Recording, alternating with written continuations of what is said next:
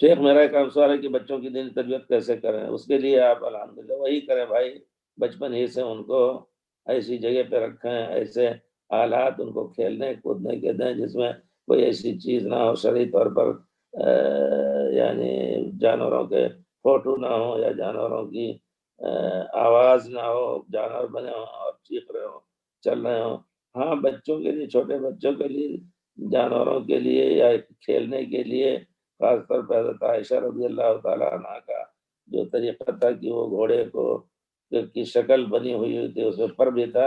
اس حد تک جائز کہا جائے گا، لیکن بڑے ہونے کے بعد پھر اس سے ان کو نفرت دلانی ہے تاکہ وہ اس کو ہاتھ سے بنائیں یا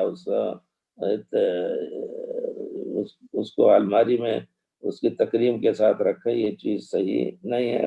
کھیل کر کے جس طرح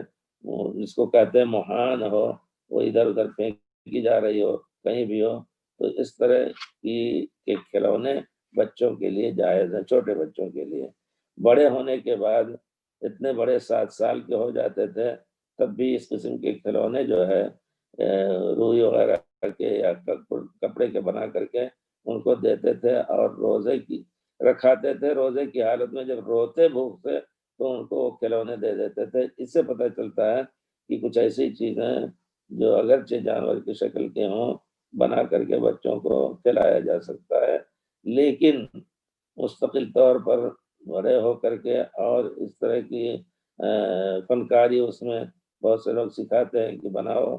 شکل فوٹو، یہ سب اس سے بلا تعلق کرنا چاہیے آگے چل کر کے۔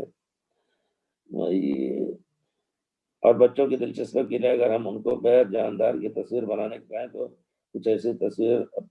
جو دین سے بہت بہتر ہے، دین سے تعلق رکھتا ہے، نماز، کعبہ شریف کی کا فوٹو بنائیں یا اپنے اسکول کا فوٹو بنائیں، یا اسکول میں اس طرح کی چیزیں جیسے بلیک بورڈ ہوتا ہے اس پہ لکھ کر کے، یہ سب چیزیں ان کی دلچسپی کی بنائی جا سکتی ہیں انشاءاللہ۔